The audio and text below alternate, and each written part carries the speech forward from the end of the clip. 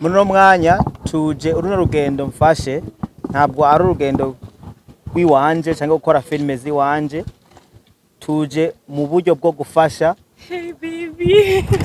Tuje mu buryo bwo gufasha. Please baby. Baby please. Ramoze. Baby please. I don't know. Please baby. Narinda kurindiriye sheri please. Please sheri. Please sheri. Oh yeah, sinorindira. Please. Aba security. Tumalize kwa security. Please. Ndatuka turakora interview. Maze ufatije ishugo ndabigusabye. Sani bibi yake.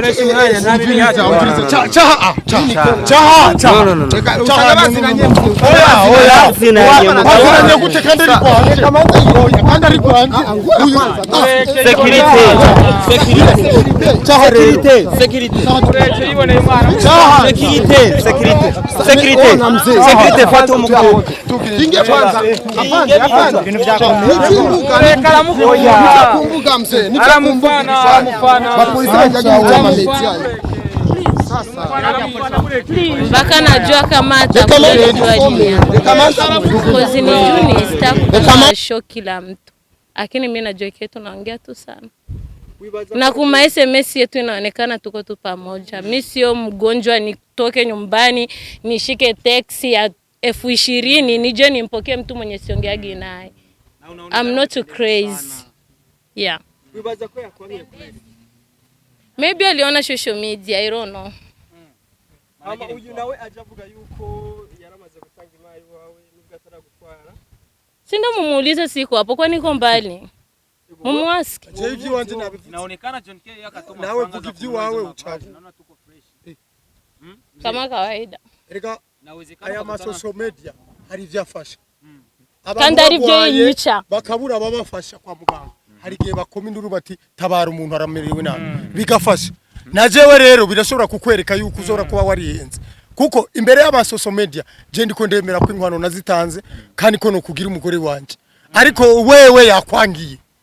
Kubera avuga ati uyu turakorana kandi muke wa mtu ni nini? Ni sumu. Gaposhe uno musi nuza kubona yuko bava kugira ati Gaposhe ariko ari yandagaza imbere y'ibinyamakuru n'ibindi bitandukanye bivanye ntabyo akabazo sister bimeze gute sister ampe hafi namubaza dada bimeze gute sister Uyo ni umuntu dada bikwaye Umezoka niuliza bila nishi. ni nini dada ni nini mbona wiwe anasiri ni nini mzee ni nini mzee inakwaje reka mbaze konti hakiri kare je bishitse bitevye kumbure nico nuvuga izo mari atozitanga abayemeye ko tubana rero kuko nta wundi yoza uzitanga aje kumukwa acha ansubiza hama naho ariko tumaze kwanza duheze kwanza ikibazo uyu mwana w'abakobwa aje aguha amashugwe umutama mwatatse ngo inkwano ngo zizosubizwa ivyo je ndabizi nka vya bigano vy'ama content ariko je ndabibonye realite narindi ari hejuru ndabonye realite je nshaka kuduha umuco kwanza kurujyamo n'abakobwa kumuzi canke utamuzi Icambere na mbere ujya sindamuzi sindiga ndamuvugisha nimba maze kundungira nka message kuri Facebook canke Instagram sinzi ariko je nubwa mbere ndamubona kandi je ndafise umugore kandi ndamukunda umugore wanje kandi dufitaniye n'umwana kandi nama namupostinze misi yose sinci umugore wanje nyuma byo ntibinabaho yego murakoze ariko uri intwari je ndakuzi nk'intwari iki kibazo cabaye wacirengaje cyane mu gihe wari kuraba ukungena umanze ukakiriyariza bigahera ariko wavyirengagije wagumye wihore ubandanye ibindi nkuna yuko abantu bariko badukurikirana bo bibona mu yindi shusho ga John K ubona yuko mengo sico catuzanye icatuzanye ngaha ni ibituko turavugira ngaha ivyo bindi je bituma secretary yabaye kure bari kumutwara hakiri kare murakoze cyane merci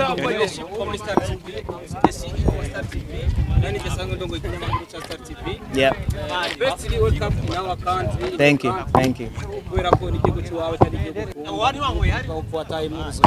Ndabona uwo bita Joaquin Smith all the way from Inkinzo TV neza na neza umwe bakinyi ba filime dufise babikora neza cyane bamaze gukora featuring zitandukanye mu gihugu cy'u Rwanda ndetse no mu bindi bihugu biranugwanugwa ko agiye kujayo.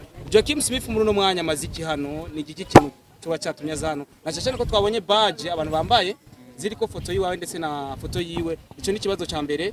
Ikibazo ca kabiri, nafuwa pasa muherukino mwaragize ibintu byanyu bya audition, muragira competition, muratoramwe abantu bashoboye, none ari indi cyo gige mwakora iyo competition, ariko mwaratuye abantu uzobona n'abandi beza gusoma na John K ucugenda ku baturiya nibiki. Ariko papa, ivyo twama twabibonye kubera ko abastari batandukanye barakundwa n'abantu batandukanye bivanye n'impano zabo, bivanye n'ivyo bamaze gukora. Kuba yagiye kuri John K agashaka kumuyambira me ikintu twumvise yavuze ko ari sheri, petetre kusanganye narabasheri we atavyuzi. Cizo tukivuga birashoboka kuko aho bahurira ni henshi. None ko bagenda na ma Android akubwira ngo ngurira Android. Adashaka aga telefone gatoyi. We wamuguriye gatoyi. Nini harafise nini ngiyo yiwawe ayagira ko na John K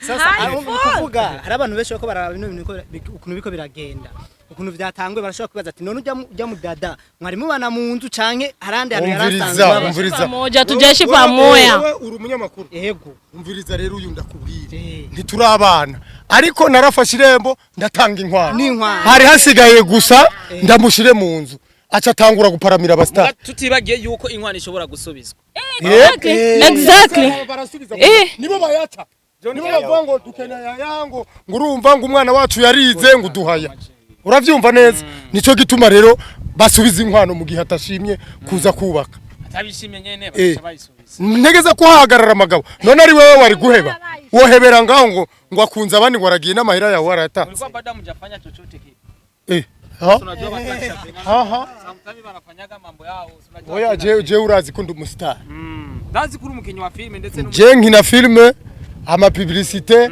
nije nazanye karaoke mu Burundi muziki ndawuvuza kazoza keza ni kari mwibarabara murayizi umenifata jo upate kiki sivyo ese ulinifatia nini ulinifatia nini wanguriki iki uvuga ngo ugiye kugurisha ugwe wambwiye ngo iki washaka ndakubwira iki none ndi munzi wawe mtu sana mpenda mtu mwenye anajisikia ariko vye uno munsi turazi ko mwakoranye na John K byinshi cyane ndetse na n'ivyabaye kwa pasi muri ko muragira competition y'abantu bafise impano mwari kumwe na John K ndetse wari no muri jury uno munsi no bavubona habazi icuka kitari ciza hagati yawe na John K oya nta cuka gitegeza kuba kuko yamwansi yanse kwemera ama proposition yiwe ku mugaragaro nukuvuga yahisemo avuga ati nje nzokorana na Gaposho ariko umugore wiwe sinwara uravyumva uzobe warihenze ugasanga watoye umwana yanswe n'abantu oya ntangorane nukunsubiza ivyanje kandi aho rero tworekeraho kuko ansubije ivyanje bizobabitse umutima kweretse uhakuye ikigwi cyenka Gaposho ikigwa mpakuye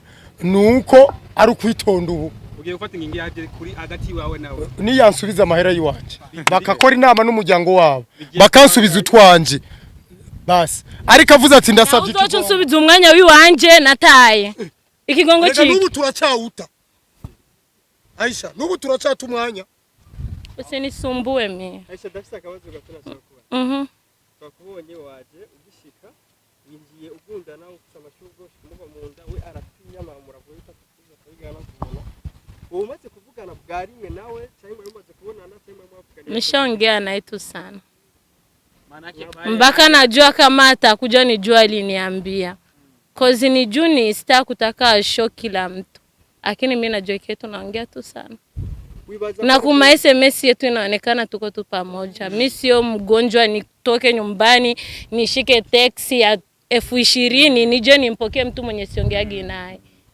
I'm not too crazy yeah wibaza ko yakwaniye maybe aliona social media I don't know ama uyu nawe ajavuga yuko yaramaze gutanga imari wawe nubwo ataragutwara sindo mumuulize siku hapo kwa niko mbali mumwaski je ivyi wanje inaonekana John K yakatoma nawe vuga ivyi wawe uchaje naona tuko fresh kama kawaida erega aya ma social media hari ivyafasha kandi ari byo yica bakabura babafasha kwa muganga hari gihe bakoma induru bati tabara umuntu aramerewe nabi bigafasha najewe rero birashobora kukwereka yuko uzora kuba warihenze kuko imbere y'aba social media je ndiko ndemera ko inkwano nazitanze kandi ko no kugira umugore wanje ariko wewe yakwangiye kubera avuga ati uyu turakorana kandi umuke wa mtu ni nini ni sumu Gaposhe uno musi nuza kubona yuko bava kugira ati Gaposhe ariko ari yandagaza imbere y'ibinyamakuru n'ibindi bitandukanye bivanye n'uko ntabyo akabazo sister bimeze gute sister hafi namubazi dada bimeze gute sister uyo ni umuntu dada bikwaye Unaweza ukaniuliza bila nishike. ni nini dada ni nini mbona wiwe anasiri ni nini mzee ni nini mzee inakwaje reka mbaze konti hakiri kare je bishitse bitevye kumbure nico nuvuga izo mari atozitanga abayemeye ko tubana rero kuko nta wundi yoza uzitanga aje kumukwa acha ansubiza hama nawe agatanga nta dadaba gusubize kujya nyene yawe ni kujya nyene ata dabo ivy'inyungu ayo ni siri sasa iyo ni siri ya ndani